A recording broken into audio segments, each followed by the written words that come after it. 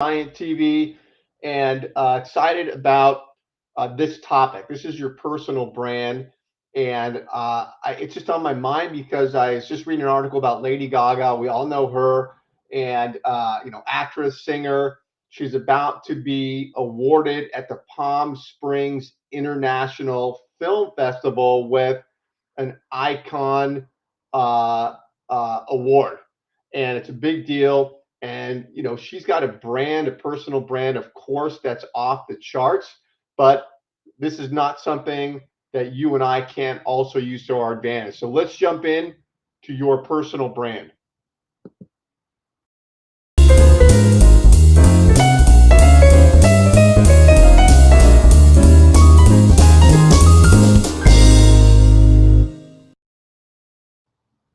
Okay, let me share the screen here. All right. So let's get into this. And we're going to talk about what exactly your personal brand.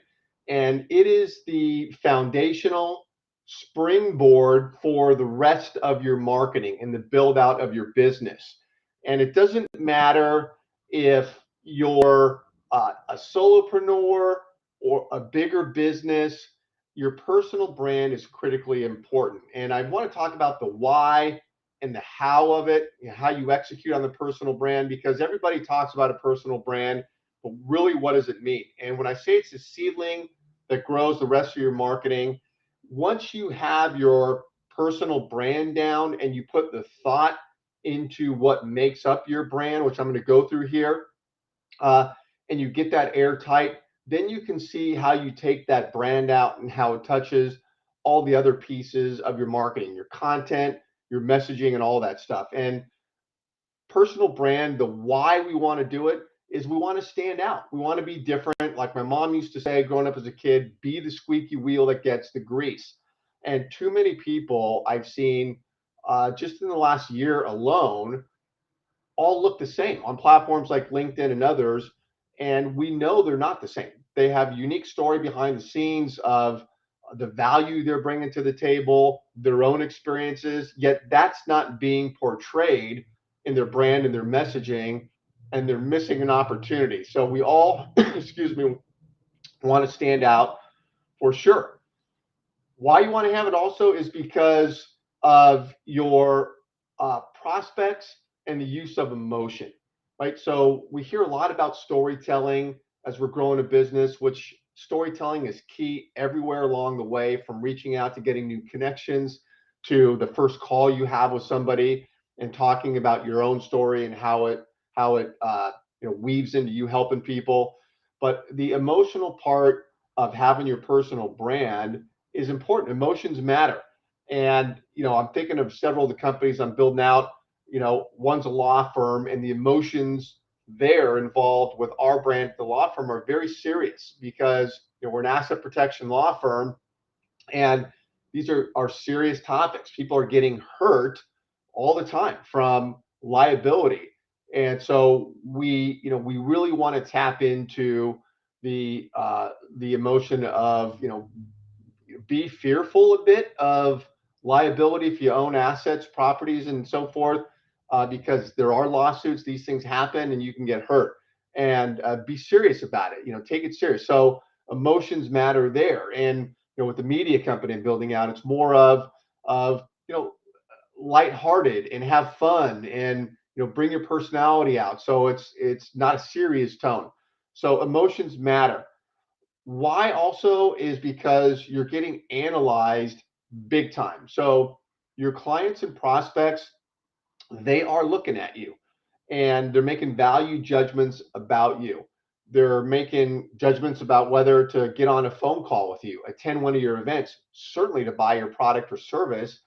And that first step forward, the first time somebody sees you, checking you out on LinkedIn, maybe you've got YouTube videos, whatever it is, you need to make that good first impression because it's going to help you with conversions in everything that you want your prospects to do, and even clients.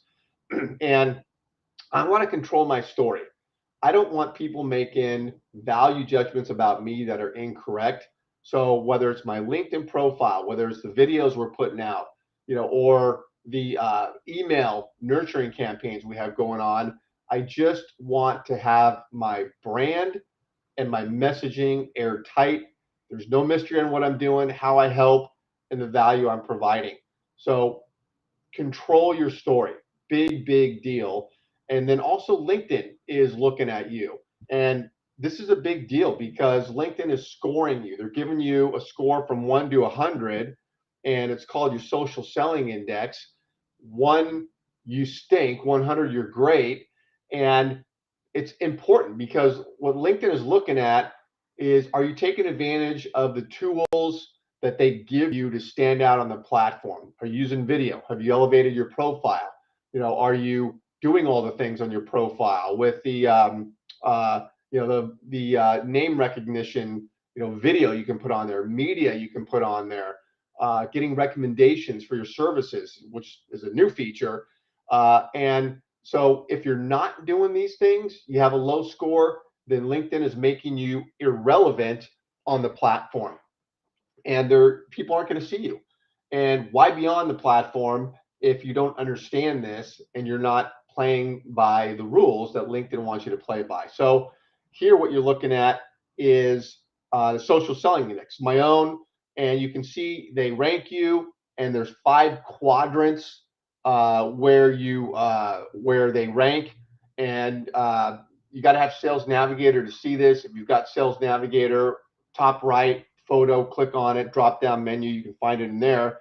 But look at your social selling index, check it out, what's going on with your own, and be wary of how you're measured in there, and start paying attention to that and doing it. So big deal. Okay, so what is your personal brand? People all the time say personal brand, personal brand, personal brand. What really is it? And everybody's got a different opinion. There are, typically common threads that are woven throughout everybody's definition of personal brand, but here's mine. First of all, messaging. Okay, so your brand is what stories, what messaging you want to get out to people where they're making decisions about you, and really think about your messaging. Your messaging is how you're helping people, and what you're all about, your story, how you started, any obstacles or opportunities that came your way that you conquered. And your messaging is also putting yourself in the shoes of your prospects. What do they care about? And what opportunities do they have? And so your messaging is speaking to them and almost having a conversation with your community, your prospects, through your messaging. And it's, that involves copywriting, and there's an art form to that, but you get the idea. Messaging and what you're saying, even in phone calls and Zooms, and how you're handling the messaging, what you're showing people. Maybe you take people through a demo, when you're taking them through the pipeline and they're interested. What sort of messaging do you have going on there? So messaging is very important. The colors and fonts and the images, what represents you, and these do matter. Again, for if you have a serious business, maybe it's grays and dark colors and reds for alerts, and more of a lighthearted business, it's light blues and yellows. I mean, you get the idea, but this is real and it matters, and fonts matter. What fonts do you like, and the consistency of this across your property. So your value proposition statement, do you have one? Do you know what it is? And in the condensed, mini version is what you do, who you do it for, and why you're better than the next person. That's your value prop. So you get that one down right there, and then you expand on it, and you start really identifying the value you're bringing to the table, big picture. And that value proposition statement leads to more robust conversations, because you have that, and that should be just in your head at all times, and you can just reel that off. Boom. And what do you do? Someone asks you, what do you do? Boom, you're into your value proposition statement. So develop that. That's the what of your personal brand. The value prop, as I mentioned, what you do, who you do it for, and why you are unique. So really think about that. And then consistent across your channels. So wherever you're showing up, maybe you have some landing sites, maybe you're doing virtual events. Love virtual events. It's one of my 5 foundational tools every business needs to be doing is virtual events tied in with LinkedIn Live, LinkedIn events. There's other videos around that. If you follow me, you can check it out. But or LinkedIn, of course, Instagram, YouTube, email you're sending out. Maybe you got a Facebook, company page, but wherever you're showing up, be consistent with your brand, and it just makes a difference. And um, huge, here's an example. Love the brand here of this business owner. Got a tight LinkedIn banner. Created this logo here for video and the email brand here. But it just chose the colors, the fonts, pulled it together, and especially if you're shooting video, which is mandatory today for your content strategy, having a branded uh, logo for your videos is key, and you can really do some interesting key creative things there. Okay, LinkedIn elevated profile. What goes into that? Well, here are some of the main categories of that. Your banner, your photo, your summary. Your summary needs to not be all I's and me's, but more of talking to your prospect. How are you helping people? Too many have their bios on LinkedIn. It's just all about them. And people are more interested in what you can do for them rather than all the great things about you. Name recording, I mentioned that. There's a feature there. Animated GIF around your photo, fairly new feature. That's been rolled out. Most people have it. Check that out. Do you have media featured on your profile? Videos, at the top there. LinkedIn not too long ago moved that media feature up to the top of your profile. Really, really important. It's one of the first things people see. You have an opportunity to nail that. Endorsements, recommendations. You have a company page, you know, um, and there's a integration between your company page and your personal page, which is important to understand. All your contact information. I can't tell you how many times people don't have their friggin' contact information on their profile, email, phone number. It's like, okay, if you're selling something and you want to talk to people, do not make it difficult for somebody to get a hold of you. Gotta have your email there. And if you don't want to put your uh, email for whatever reason, I mean, create an email, get a Gmail. I don't know. I mean, but just have your contact information there and have calls to action on your profile. If someone's looking around at your sales page, your business card, your calling card there, where's the call to action? Do you want to get on a phone call with them? Make it easy. Is there a link there to sign up, do stuff? So elevate that profile. And that's just a sampling. More about that. The how. Okay, so how do you get your personal brand out there? Well, it's much of it's about content, right? You have your developed brand. Now you're bringing your brand out with your content, and the content is the marketing of your business. And who would say, I don't need to market my business? Nobody would. Coca-Cola would never say that. So why should you or I, who maybe are smaller businesses, of course, and Coke, why would you say, oh, I don't need to market? Even solopreneurs, are you marketing your business? This is content. Content is the marketing. It's the long game of see me, see me, see me. Are you marketing? And is your content strategy intentional? Is it original as opposed to sharing other people's content? But your content's about emotion, original. Big mistake I see people make is all they do ever is share other people's content. Go read this, check this top 10 list out. Maybe good content does nothing for your personal brand or to position you as the authority or the thought leader. So you got to have original content, got to have video.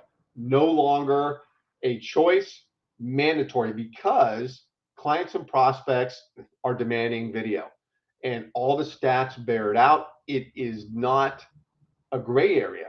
And it's interesting. I just read recently the number one website in the world for years has been, you guessed it, Google. Number two has been YouTube, which is owned by Google, right? Well, guess what is number one now? TikTok. So TikTok's #1 website in the world, then Google, then YouTube. And what are they focused on for the most part? Video. Yes, obviously YouTube and TikTok, and Google's got videos all over it. So video, video, video. You gotta have video, or you're just not even in the game.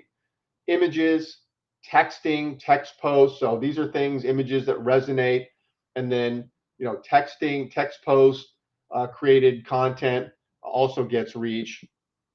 And for example, what's being sold here?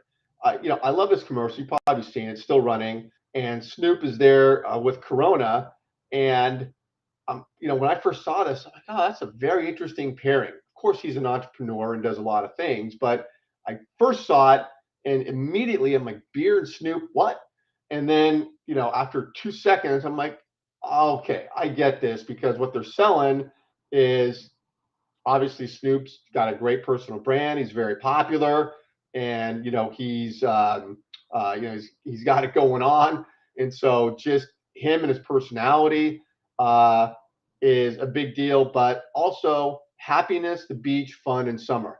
I mean, these are all things that are associated with this ad campaign.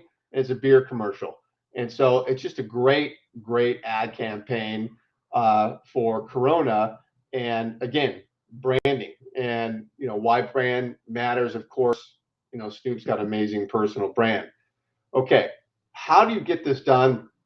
You want to build a community around your brand. So this is a having a large audience that you're connected to everywhere. Big, LinkedIn, build out your community with the right people, do it the right way. This involves outreach campaigns and a big strategy about connecting consistently with people. And then build a community. Where else are people being touched by you? Maybe you're doing videos and you got a YouTube, maybe Instagram, and email nurture campaigns. Maybe you have a LinkedIn group and you're interacting with people there. A lot of choices today, but the idea is you want to have a touch point ecosystem where people are just seeing your brand consistently in different places, and you're touching them in a high value way. And you want to engage with your community. So you've got to be proactive about reaching out and engaging. Again, email nurture is great for engaging, providing value content to a lot of people.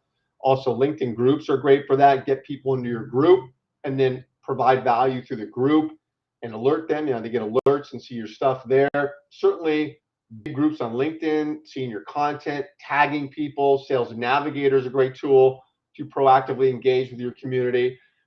Doing virtual events, inviting people to those on the LinkedIn event site. So just engaging constantly with your community.